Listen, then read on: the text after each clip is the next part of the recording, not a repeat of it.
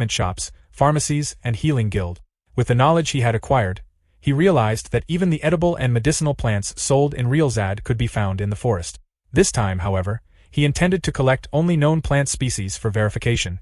If he could remember exactly what he had eaten while surviving before, it would save a great deal of time, but back then he had been focused solely on staying alive. The only thing he clearly remembered was the taste of a certain mushroom. He grilled the mushroom before eating it. It was not particularly bad at first, but he soon covered his nose as a sour aftertaste lingered in his mouth and his tongue became dry. The flavor was disgusting, though still preferable to the intensely bitter plants. Next, he sampled the pitcher plant. Soon after, he became dizzy and felt nauseous. Remembering their sour, rotten taste, he concluded that the insect-eating plant likely still contained insects that had not been fully digested. He decided that it truly was not suitable for consumption. This time, Chris intended to collect 30 species of poisonous plants. Refusing to give up, he continued gathering them, repeatedly venturing deeper into the forest in search of more. After examining the growing collection, he successfully gathered 30 poisonous plant species within a week. Before returning to the Peisha forest, Chris had been worried, but he discovered once again that there were no magical beasts deep within it. The forest was peaceful and easy to live in. He thought that next time he would be able to stay there more comfortably, almost like taking a vacation, although he would still have to endure those terrible plants at every meal. Afterward, Chris returned to the church with his bag. Graham received him once again and recognized him as the adventurer who had He keeps on in check, like, oh, did my stats move up or something? Recently come to have his abilities examined.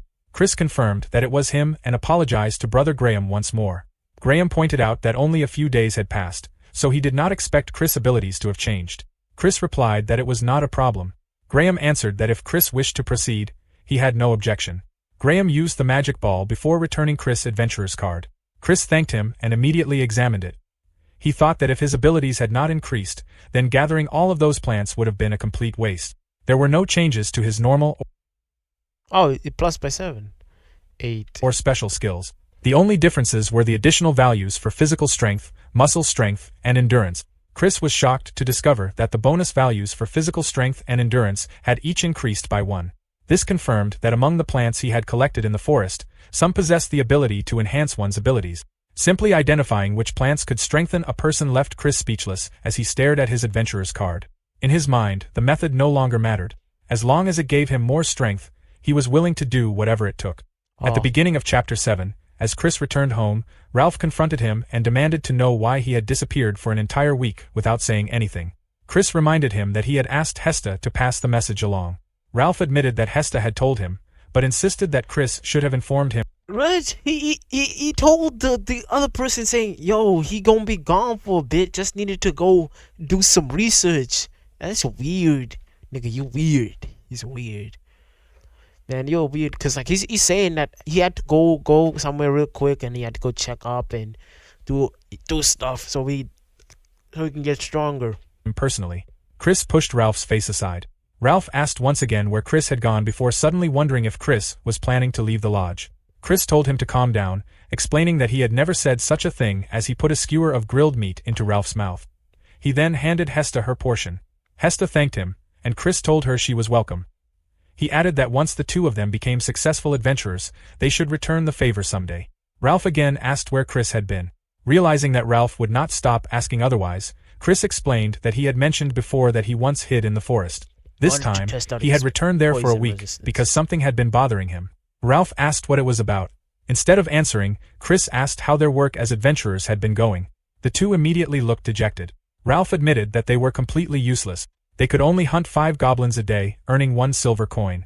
Rent cost 4 silver coins, while food cost another 6 silver coins. They barely managed to survive from one day to the next, and if either of them were injured and unable to hunt 5 goblins a day, the situation would become even worse. Chris remarked that it did not sound easy and encouraged them to keep trying. Ralph clenched his fist.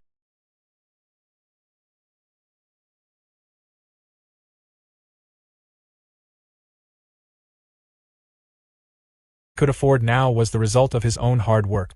If treating Ralph and Hesta to food only led to complaints like this, then Ralph should return it.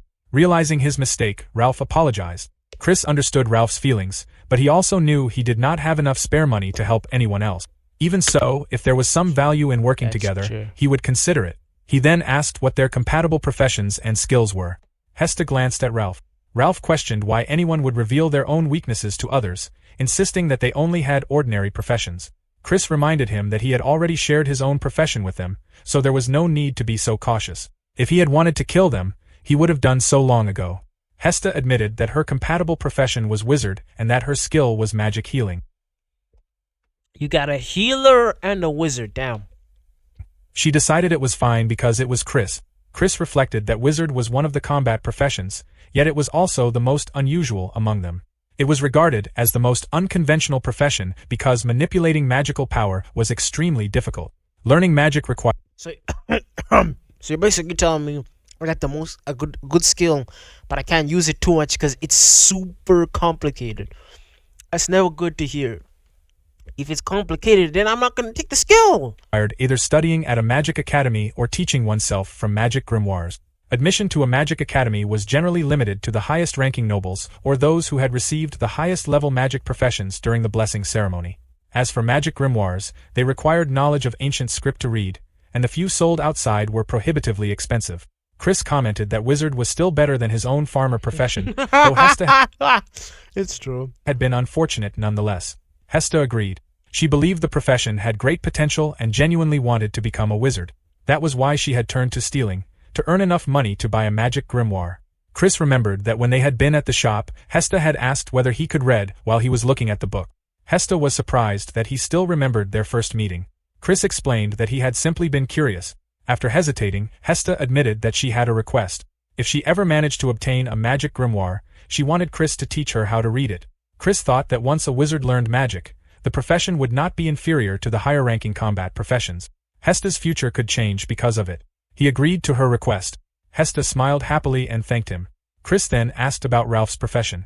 Ralph stubbornly refused to tell him. Hesta immediately revealed that Ralph's compatible profession was Holy Knight and He's a holy knight? Is this useless? Oh wait, his skill. that his skills were Divine Strike, Divine Guardian, and Breath of the Protector. Damn, he got good skills though. What the fuck? What the fuck you doing, Ralph? Ralph, why are you here, man? You this broke. Ralph cried out in frustration, scolding Hesta for blurting everything out. Chris quietly reflected on the fact that Ralph was a Holy Knight. Holy Knight was a high-ranking combat profession. Those who possessed it could join the Royal Guards. It ranked among the highest professions that allowed someone to become an adventurer without first serving as a close-quarters guard. Hesta explained that she understood what Chris meant, but Ralph had been seriously injured when he was little. He had injured his knee at the time, and the lingering pain still prevented him from moving properly. Chris recalled that Ralph's dagger-throwing motion had been smooth, yet his balance had been unusually poor. He realized it had all been because of Ralph's knee. Ralph cursed, complaining that Hesta had exposed everything. Chris remarked that Hesta and Ralph were probably the only combat-oriented party that struggled against goblins. Ralph reasoned that they had simply been plagued by bad luck and admitted that he had accepted his misfortune long ago. Chris asked whether everything would be fine if Ralph's knee recovered. Ralph answered that it would not. Ever since he was a child, every village doctor had told him the injury could never be completely healed. Chris questioned why Ralph had given up simply because village doctors had said so. Ralph gritted his teeth before slamming his hand onto the table. He insisted that he had not given up. I didn't give up at first, but there was skill between us. The man sound like he gave up already. Ralph he's looking like he gave up already, man. Oh shit! No. Ha.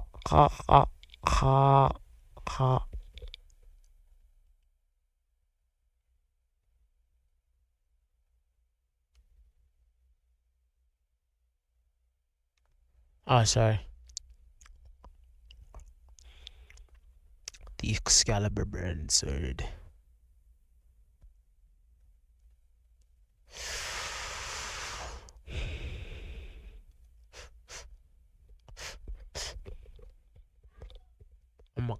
I'll be back real quick.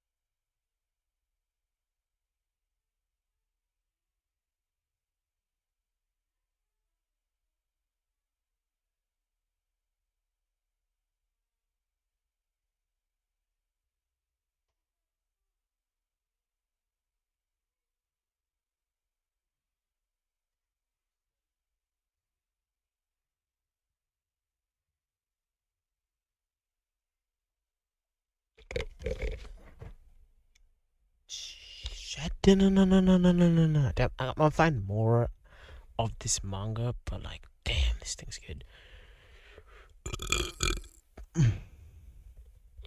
Up at first. He had searched for other doctors, but none of them had been able to cure his injury. Chris pointed out that all of this had happened when Ralph was still a child. As an abandoned child with neither money nor status, Ralph had done everything he could without achieving any results. Chris could not say for certain, but he believed it would not be long. Before Hesta could speak, Chris stated that both Hesta and Ralph still had potential. He decided that he would form a party with them. The two reacted differently. Chris found it ironic that someone They have perfect skills though. He needs them.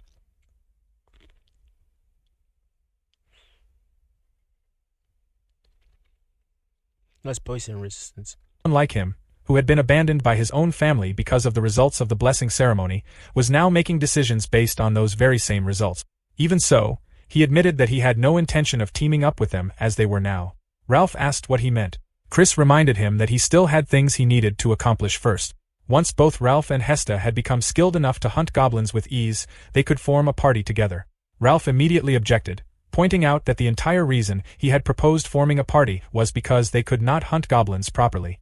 Waiting until they no longer needed help completely defeated the purpose. Hesta, however, understood Chris's reasoning.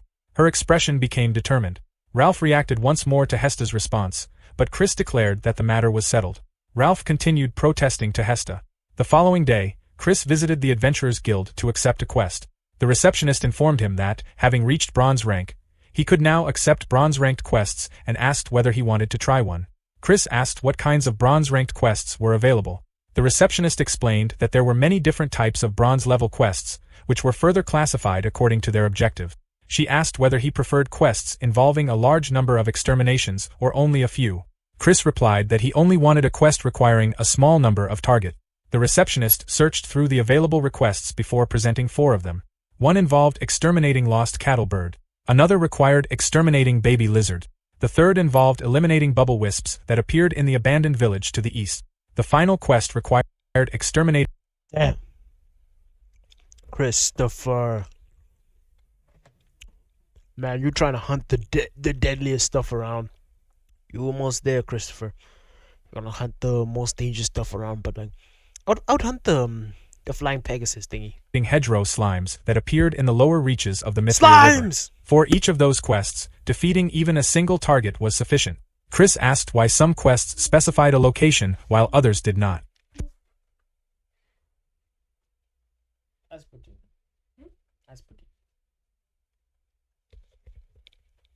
The receptionist explained that quests without designated locations came from clients who wanted materials from specific monsters. To complete those requests, adventurers only needed to find the monsters, defeat them, and bring back either their entire bodies or the specified body parts. Chris understood and concluded that the quests with designated locations were intended to eliminate monsters causing trouble in a particular area. The receptionist confirmed that this was correct. She further explained that quests without designated locations required gathering information about the monsters, tracking them down, defeating them, and returning with the requested materials. Although these quests required more time and effort, they often offered higher rewards. Chris asked which of the available quests paid the most. The receptionist answered that the lost cattle bird extermination offered the highest reward. It had been requested by a meat processing shop, and the entire body of the monster had to be brought back. The base reward was 1 gold coin, but depending on the bird's condition and size, the payment could reach as much as 3 gold coins. Chris was surprised by the reward and then asked which quest paid the